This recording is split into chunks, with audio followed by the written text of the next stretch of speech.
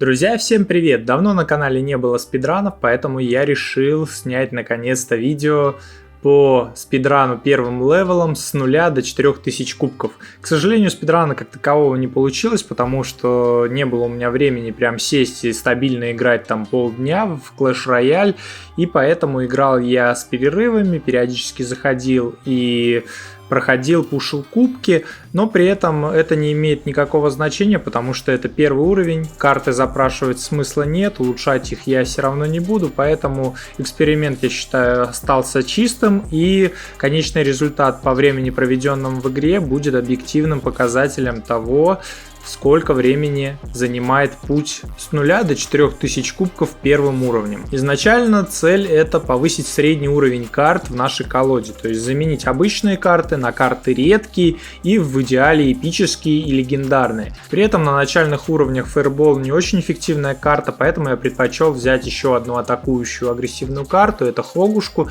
Затем, дойдя до 250 трофеев, я наконец-то смог выбрать еще одну эпическую карту в свою колоду. Взял я охотника, хотя можно было брать, конечно, и гоблинскую бочку, но я предпочел взять карту, которая поможет мне в защите, поможет мне справляться со всякими дракончиками, ну и так далее. Поэтому взял я охотника, сразу же заменил слабых копейщиков первого уровня на моего охотника 6 уровня. Затем из сундука по роялям мне выпал еще мини-пека, и мини-пеку я также вставил в свою колоду вместо рыцаря, который был 2 уровня. Мини-пека 3 уровня, на мой взгляд, это гораздо лучше. Ну и забыл упомянуть, никакого доната, никаких пас-роялей покупать я не буду, то есть челлендж без доната первым уровнем с 0 до 4000 кубков. Далее на 450 трофеях я взял Валькирию и заменил ей гиганта в своей колоде, а еще через 100 кубков я выбрал гигантского скелета, для того, чтобы моя защита была более надежной. На 700 трофеях очень удачно из золотого сундука выпала мне армия скелетов, и конечно же взял я ее в свою колоду, попутно открыл еще сундуки, но из них ничего годного не выпало.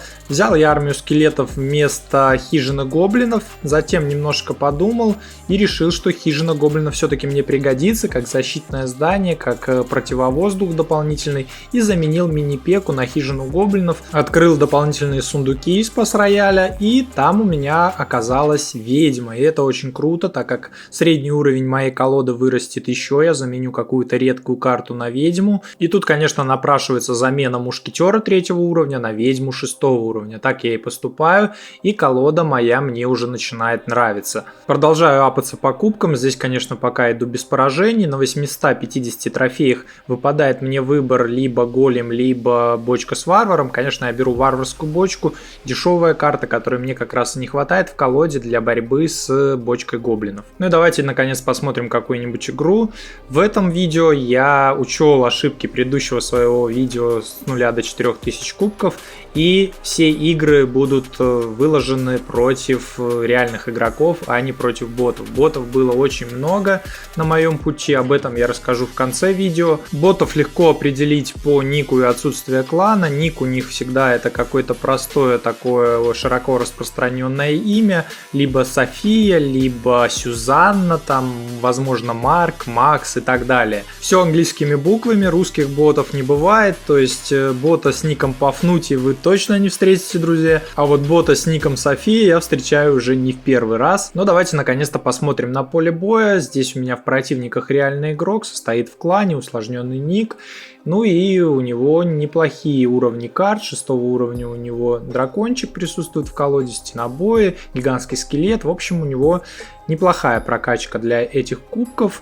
У меня тоже очень хорошая прокачка для моих кубков, так как у меня присутствует большое количество эпических карт в колоде. И здесь, конечно, то, что у меня вышки 1 уровня, абсолютно мне не мешает выигрывать и сопротивляться более сильным по уровням башен противникам, так как по сути колода и уровни карт у меня примерно такого же уровня, поэтому свои кубки на этих трофеях я, конечно, забираю. Вообще игра где-то до 2000 кубков строится на том, что мы ставим принца в атаку, готовим стрелы, и все зависит от того, как вовремя мы сможем закинуть стрелы и сможем ли мы их использовать именно туда, куда нужно использовать. То есть в основном на этих трофеях стрелы надо использовать на армию скелетов, чтобы прикрыть нашего принца, чтобы он мог пройти пройти к вышке противника и нанести ей урон. На этом строится вся основная игра, основное противостояние. Принц против армии скелетов. На этих трофеях более сильного противостояния я не видел. Ну и, конечно же, если противник играет с гоблинской бочкой, то надо это учитывать. Именно поэтому взял я в свою колоду варварскую бочку, и дополнительно у меня еще в этой колоде присутствуют стрелы, то есть стрелы против армии скелетов для того, чтобы поддерживать в атаке принца, а варварская бочка для защиты от гоблинской бочки, если в колоде противника такая присутствует.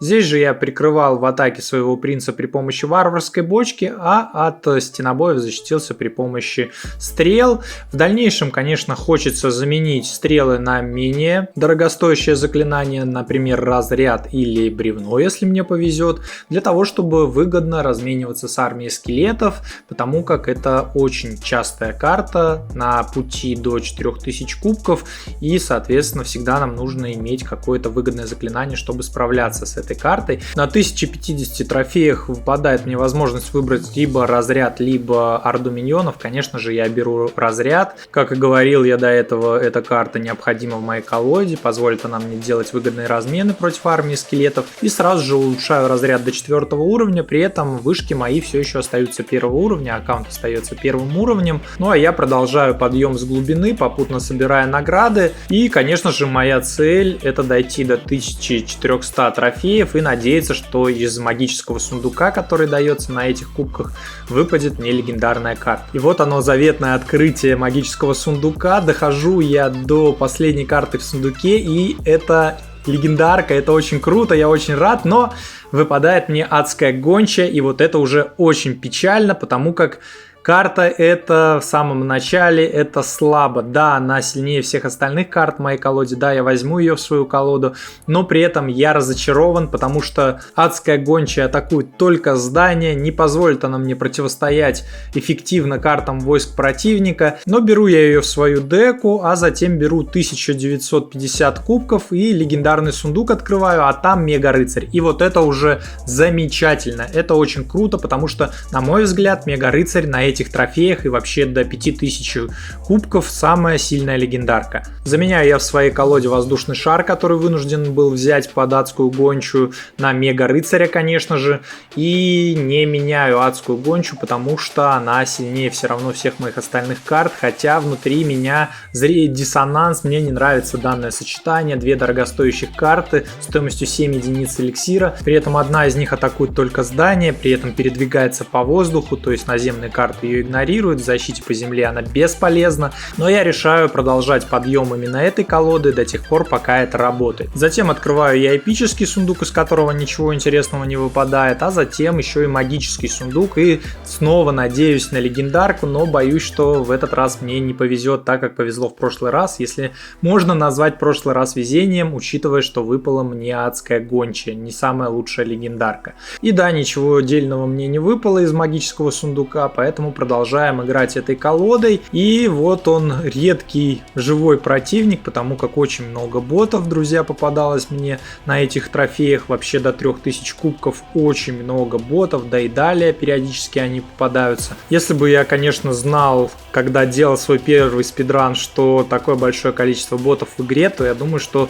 можно было бы дойти с 0 до 4000 кубков и за 5 часов, а возможно еще и быстрее. Потому что ботов я сношу где-то за 1 минуту, просто атакуя по одной из сторон, выставляя жесткую атаку по одной из сторон, не думая вообще о защите. А когда я делал предыдущий спидран, я, конечно, отыгрывал крайне аккуратно для того, чтобы, не дай бог, не проиграть, потому что на тот момент я не думал, что в Clash Royale есть боты. Но теперь это уже очевидно, но сейчас я играю против реального игрока и перехожу в наступление со своим принцем. Готовился я давать разряд, конечно, на армию скелетов, но не увидя ее, решил отдать свой разряд в летучих мышек, так как все равно моя вышка не сможет справиться с летучими мышками 7 уровня, там, по-моему, она будет вынуждена по 2 тычки давать в одну летучую мышку, чтобы ее убить, то же самое и со скелетиками 8 уровня, соответственно, разряд был достаточно оправдан.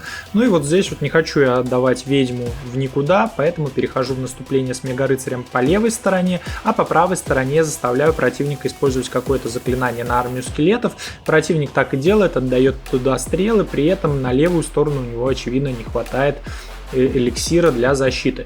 Поэтому, видя летучих мышек моего противника, которые умирают от ведьмы, я добавляю туда в атаку еще и принца, понимая, что противник будет защищаться армией скелетов, и вовремя приготовленный разряд приносит мне победу и снос противника на 3 коронки. Так что, друзья, вовремя приготовленный разряд разносит вашему противнику зад. Это была минутка крайне интеллектуального юмора. Ну а у меня уже проскочило первое поражение на 2700 кубках, далее было еще одно поражение, и играя дальше, я проиграл еще один раз и понял, что нет, это никуда не годится, надо убирать из своей колоды адскую гончу, брать менее дорогостоящую эпическую карту. Взял я для начала стенобоев, пошло гораздо лучше, а потом подумал, а зачем я беру стенобоев, которые не факт, что дойдут до вышек противника, и заменил стенобоев на гоблинскую бочку. Гоблинская бочка все-таки всегда прилетает к вышке противника, не всегда наносит урон, но вероятность этого гораздо выше, чем у стенобоев, на мой взгляд, поэтому с гоблинской бочкой в колоде все так же пошло очень хорошо. Да, у меня всего лишь одна лего в колоде, но это не имеет значения, так как в основном на этих трофеях я играл против ботов. Очень много ботов, друзья, было. И вот наконец-то попался мне реальный игрок 9 уровня, причем настолько яркий представитель этих кубков, что можно лишь улыбнуться. Сразу же бегут на меня элитные варвары с дровосеком. Элитные варвары при этом 10 уровня. И да, друзья, мы сразу понимаем, на каких трофеях мы играем. Здесь элитка, боги и цари. Но при этом против армии скелетов они не так сильны. И вижу я орду миньонов 9 уровня. И тут у меня дилемма. Убивает ли разряд их при помощи башни и одного выстрела башни? Нет, не убивает после разряда. Башня вынуждена отдавать еще 2 выстрела. Ну а я вынужден исправлять свой недобивший разряд при помощи охотника, и, конечно же, у меня больше не остается эликсира на защиту от принца противника. Скидываю я здесь варварскую бочку, чтобы не потерять свое главное здание в самом начале игры, но в итоге здоровье на моем главном здании все равно тает, и понятно, что игра будет сложная, у противника очень сильная прокачка по сравнению с моей, ну и самое печальное, что у него 9 уровня башни, в то время как у меня башня 1 уровня. Закидывает он великолепный фейербол, конечно же, так не было задумано, но я тоже мог поставить свою ведьму, например, в левый угол, а не к своей вышке, зная, что тут люди читают игру на 2 шага вперед и закидывают фейерболы в еще не появившуюся ведьму, и, конечно, от таких экстрасенсорных мувов надо было отыгрывать. Выставляю я принца, при этом у меня есть эликсир на защиту по левой стороне, если противник пойдет сейчас в атаку с элитными варварами. Именно поэтому не скидываю я перед своим принцем мега-рыцаря. Если бы я это сделал, мне было бы крайне сложно защититься в случае, если бы противник решил пойти в атаку по левой стороне. Но здесь он защищается от принца элитными варварами, закидывает фаербол в никуда. И вот такие ошибки противника позволяют выигрывать на данных трофеях, потому как люди здесь не считают особо эликсир и думают, что можно вот так безнаказанно закидывать фаербол в никуда. В итоге мой мега-рыцарь прыгает на башню противника, принц в нее также врезается, и башня противника умирает моментально. Далее принц еще врезается в главное здание оппонента, а охотник достаточно удачно разменивается с армией скелетов моего противника. Начинаю я из глубины защищаться, снова коплю эликсир на возможную атаку по левой стороне, и не зря я это делал. Противник атакует с элитными варварами и дровосеком, но натыкается на армию скелетов и мега-рыцаря. В итоге очень качественная защита. И зря противник не готовился скидывать вовремя стрелы, очень запоздало он их скинул, когда это уже не имело никакого значения. И в итоге гоблинская бочка и атака с ведьмой и принцем уничтожают главное здание моего оппонента, я выигрываю. Кстати, на 3400 кубках я открыл магический сундук, ну и из него, к сожалению, ничего мне не выпало. Нужна мне была, конечно же, легендарка любая, но этого не произошло, поэтому продолжил я играть все той же колодой, она меня устраивает, особой альтернативы нет. Ну и здесь противник сразу же выставляет две дальнобойные карты на одну из сторон, причем карты достаточно дорогостоящие. Это большая ошибка, я скидываю здесь варварскую бочку, защищаюсь при помощи разряда и армии скелетов, ну и в целом защита проходит достаточно успешно, но могла бы она пройти гораздо лучше, если бы у меня в руке был мега-рыцарь. Но его в руке у меня не было, поэтому потерял я значительное здоровье на своей правой вышке, но при этом нанес гораздо больше урон по левой вышке противника. Так как у него уровни башен гораздо выше, они 9 уровня, то выглядит как будто я нанес меньше урона, но на самом же деле моя атака была успешнее. При этом далее снова противник допускает ту же самую ошибку, выставляет карты поддержки в одну точку. Никогда так не делайте, друзья, это позволяет вашим противникам получать преимущество по эликсиру и очень выгодно размениваться. Здесь я просто скидываю мега-рыцаря и одним мега-рыцарем убиваю и мушкетера, и лучниц. В итоге моя ведьма еще помогает справиться в защите с гигантом, и у противника уже не остается эликсира на защиту от мега-рыцаря со скелетами, с ведьмой, еще и с гоблинами, которые из бочки высаживаются у вышки противника. И не знаю, может быть у него тут залагало или просто он растерялся. В итоге теряет он свою правую вышку, левую вышку, выставляет гиганта в защиту, но гигант не справляется, конечно, с этим большим количеством скелетиков, да и не для этого эта карта создана. Продолжаю апаться по кубкам. Конечно же, моя цель это дойти до 3950 кубков для того, чтобы открыть легендарный сундук короля. Ну и, конечно, на этом пути встречаются мне гораздо более сильные по прокачке противники, проигрываю я им, к сожалению. Периодически после таких обидных поражений заскакиваю к ним в клан, вызываю на дуэль в равных условиях и выношу в одну калитку для того, чтобы особо не радовались мои перекачанные друзья. Все это немного замедляет мой подъем по кубкам, зато успокаивает мои расшатанные этой дорогой нервы. И вот очередной раз я дохожу до решающей игры за легендарный сундук короля. В итоге сразу же вижу две карты 10 уровня, а потом вижу еще и шахтера 10 уровня. При этом шахтеру 10 уровня вообще пофиг на то, что его дамажит вышка, скелетики от ведьмы, затем сама ведьма. Шахтер просто убивает и ведьму и полностью игнорирует урон от моих вышек 1 уровня. В общем, играть с вышками 1 уровня против карт 10 уровня это то еще удовольствие, но первую минуту игры я заканчиваю без получения урона. Правда, вот сейчас противник идет в атаку с Хогом по правой стороне, и я до этого зря скинул свою армию скелетов. Конечно же, надо было играть защитно, не стоило так экспериментировать, стоило оставить свою армию скелетов на защиту от Хога. Ну, кто ж знал, допустил ошибку, плачевную ошибку. В итоге на моей вышке остается совсем мало здоровья, а еще к ней идет шахтер, на которого приходится скидывать варварскую бочку, потому что иначе бы он снес большую часть оставшегося здоровья на моей правой вышке. Приходится тратить большое количество эликсира, которое не пришлось бы тратить в случае, если бы мои вышки были более высокого уровня. Ну что ж поделаешь, такова судьба игроков первым уровнем. Стараюсь я что-то начать, какую-то атаку, выставляю ведьму, добавляю мега-рыцаря и надеюсь, что мега-рыцарь допрыгнет до ведьмы противника, но противник вовремя выставляет свою валькирию, прикрывает свою ведьму тем самым. Я же закидываю гоблинскую бочку, но в колоде противника также присутствует еще и бревно, и становится ясно, что наносить урон в этой игре будет мне крайне сложно. При этом в защите мне, конечно же, надо будет пробовать ловить и шахтера, и как-то еще справляться с Хогом. Противник при этом неплохо атакует по двум сторонам, по одной шахтером, по другой сразу же идет в атаку Хогом. Выставляет еще и дракончика на левую сторону. От дракончика тоже как-то мне надо будет защищаться. Выставляю свою ведьму. Понятно, что ведьма умрет, даже несмотря на то, что защищается она при помощи вышек. Но дракончик 10 уровня не собирается так просто умирать, еще и делает тычку по моей вышке. В итоге теряю я правую вышку, на левой вышке у меня также малый запас здоровья.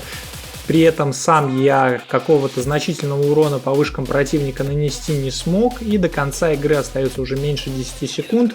Самое время отправить эмодзи петушка и принять это поражение. Я был к нему готов, потому что игра очень часто, практически всегда на решающей игре за вот этот сундук дает слишком перекачанных противников, которых очень сложно выиграть. Потом я еще раз дохожу до решающей игры за легендарный сундук короля и снова проигрываю. Это тоже нормально в Clash Royale. Но наконец-то попадается мне противник, которого я обыгрываю.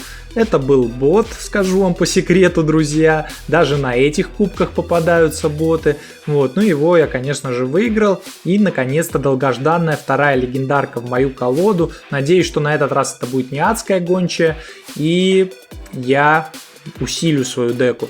Выбор из двух карт — это либо адская гончая, либо ночная ведьма. Конечно же, ночную ведьму беру я.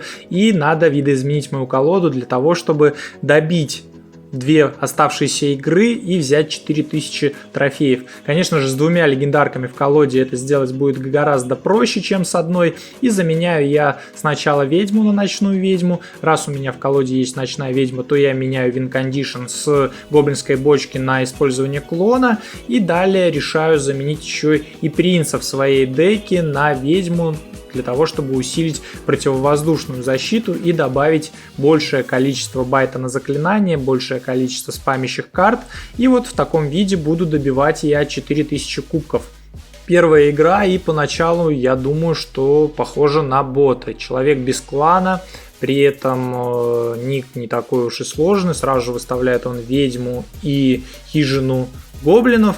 Ну и я, думая, что это бот, выставлять буду, конечно же, сразу же своего мега-рыцаря, идти в атаку. Выставляю я мега-рыцаря, мега-рыцарь, конечно же, убивает ведьму противника, ну а далее оппонент выставляет пламенного дракона. И тут я понимаю, что это нифига не бот, потому что боты в таких ситуациях не делают таких правильных маневров, и это, видимо, игрок, который просто без клана. Так что чуть не попался на эту ловушку я его, и в итоге начинаю отыгрывать уже крайне внимательно. Выставляю ведьму в защиту от пламенного дракона, добавляю ночную ведьму. Ночная ведьма 9 уровня отлично справляется с валькирией 7 уровня. И отдаю я здесь клон, противник отдает разряд, но при этом, конечно же, это его не спасает. Живы у меня две ведьмы, одна из которых клонирована, ну и при этом летучие мышки до сих пор тоже не умерли. Две ведьмы очень быстро спамят скелетиков, и в итоге правая вышка противника сразу же в начале игры умирает. Выставляет он мага, но маг в итоге страдает от скелетиков, и даже не буду я никак защищаться от этого мага. Выставляю охотника из глубины по левой стороне, тем самым начинаю свою атаку.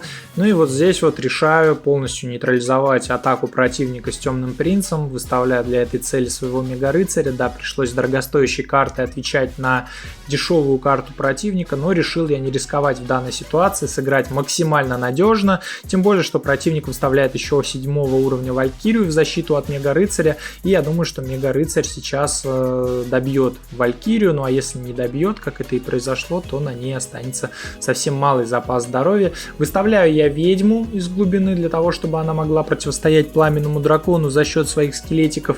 И при помощи вышки ведьма, конечно, защищается от пламенного. Ну а я продолжаю играть от защиты, выставляю ночную ведьму из глубины для того, чтобы она могла справиться с темным принцем и остатком атаки противника. И также добавляю мега-рыцаря перед ночной ведьмой. Отдаю разряд, очень удачный разряд. Противник вовремя под мой разряд подставил армию скелетов. И использую я также клон. В итоге моментально разлетается валькирия от всех этих клонированных карт, от моих ночных ведьм. И противник здесь уже навряд ли что-то сможет сделать. Мои ночные ведьмы, которых уже целых 2 штуки, и мега-рыцарь быстро уничтожают вышку противника. И вот она, следующая игра. Если я ее смогу выиграть, затащить, то смогу я перейти на 4000 трофеев. Противник у меня 8 уровня. Это воодушевляет. 8 уровня противников я практически всегда первым уровнем обыгрываю. Правда, здесь у меня всего 2 легендарки, но я думаю, что это мне не помешает. В общем, буду играть максимально надежно. Скинул я сначала разряд, заставив противника пошевелиться. Далее выставил армию скелетов. Противник отдал свой разряд. Ну и понятно, что он все еще в игре, просто типа хитрит. Сразу же атакует он по левой стороне с принцем и ордой миньонов. Вынужден я сразу 2 ведьм тут выставлять в защиту, так как это был неожиданный маневр. Ну и в итоге 2 мои ведьмы легко справляются с этой атакой, очень удачно все получается, и надо противнику сейчас чем-то защищаться от моей ведьмы. Решает он скинуть фаербол, не получает никакого урона по своей левой вышке, ну а я накопил уже 10 единиц эликсира, и снова надо мне что-то скидывать. Выставляю я охотника из глубины по левой стороне, хотя, возможно, правильнее было скинуть здесь просто разряд для того, чтобы играть от защиты, ждать действий противника, но я решил создавать какое-то давление. Для этого выставил охотника, по правой стороне выставил армию скелетов, ну а противник выставил против армии скелетов валькирию. Не стал он скидывать в этой ситуации разряд и сразу же продолжил свою атаку по правой стороне с гигантским скелетом. Вынужден я здесь отдавать варварскую бочку и скидывать еще мега рыцаря для того, чтобы побыстрее убить валькирию. Противник же выставляет принца, и я готовлюсь накопить достаточное количество эликсира для того, чтобы выставить свою ведьму, и надеюсь, что она успеет заспамить скелетиков. Да, она успевает, и в итоге защита удается, правда, ведьма все-таки подпускает принца к себе и даже умирает от двух его тычек, потому как ведьма у меня все-таки 6 уровня, а не 9, как принц противника. Ну и в целом идет очень аккуратная, осторожная игра, уже начинается двойной эликсир, а урона ни я своему противнику особого не нанес, ни он мне не нанес урона. Вот закинул он фаербол, и на моей вышке на правой немножко просело здоровье, так как, по идее, если бы противник все делал правильно, он мог бы меня просто закидать фаерболами. Ну вот, наконец-то, на двойном эликсире могу я использовать свой клон, и получается у меня эффективное использование данного заклинания. В итоге живы у меня большое количество ведьм было на правой стороне, но противник при помощи фаербола все-таки справился с этой атакой. Я добавляю в свою атаку армию скелетов, противник отдает разряд, ну и в итоге ведьма моя ночная доходит до его вышки и наносит существенный ей урон, при этом еще и летучие мышки кромсают вышку противника, но надо мне возвращаться в защиту, тем более, что противник выставляет гигантского скелета из глубины, явно он будет начинать какую-то серьезную атаку, я же играю максимально сейфово, стараюсь не допускать вообще никаких ошибок, поэтому из глубины просто скидываю карты в защиту, по левой стороне выставляю ночную ведьму до того, как принц противника успеет разогнаться, в итоге не нужно мне ничего еще дополнительно скидывать на левую сторону до тех пор, пока противник не выставил орду миньонов, при этом 7-я орда миньонов не умирает также от разряда и вышки, и приходится мне туда еще и ведьму выставлять, а по правой стороне мой мега рыцарь не справляется и с рыцарем, и с валькирией противника, поэтому добавляю я туда еще охотника и готовлюсь защищаться при помощи армии скелетов, при этом коплю эликсир, у меня есть все еще возможность защититься еще по левой стороне, поэтому использую я туда мега рыцаря, ну и в целом здесь моя главная задача — это не получить урона по своим вышкам, то есть об атаке я, как видите, друзья, сейчас совсем не думаю, так как понимаю, что если даже основное время закончится на этом, то я выиграю, потому что урон нанес больше по вышкам противника, чем он по моим. В итоге использую я здесь клон, и летучая мышка наносит еще урон вышки противника. Надо мне сейчас снова защищаться от атаки с гигантским скелетом и остатками валькирии. Использую армию скелетов для того, чтобы справиться с принцем противника по левой стороне. Дает он не очень удачный разряд.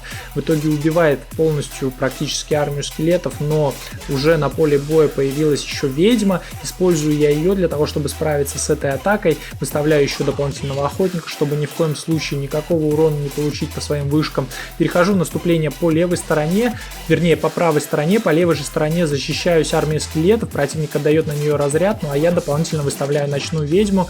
В итоге моя левая вышка не получает никакого урона, а вот правая вышка противника получила 2 тычки от клонированной летучей мыши. Ну и я дополнительно перехожу в наступление с ведьмой и варварской бочкой, по левой стороне использую армию скелетов для защиты и успеваю добить правую вышку противника, выигрываю и беру 4000 кубков. При этом, если бы мне выпало из магического сундука не адская гончая в самом начале, а, например, дровосек или ночная ведьма или бандитка, в общем, любая карта, которая атакует еще и карты противника, то, конечно, сделал бы я это гораздо быстрее, с меньшим количеством поражений, но получилось все равно достаточно неплохо, на мой взгляд. В общей сложности ушло у меня на этот путь 154 игры. При этом 144 игры я выиграл, 10 игр я проиграл. Винрейт получился 93,5%, ну а на весь этот путь ушло 7 часов 40 минут. При этом около 50 противников были ботами, то есть каждый третий противник практически был ботом, и это минимальное число, то есть я, когда смотрел историю боев, брал и считал за ботов именно тех, кто вот очевидно прям бот и по колоде, и по результату, то есть по факту ботов, возможно, было больше. Ну а на этом все, друзья. Если вам понравилось данное видео, то напишите комментарий, поставьте лайк. Спасибо за просмотр и до новых встреч. Всем пока!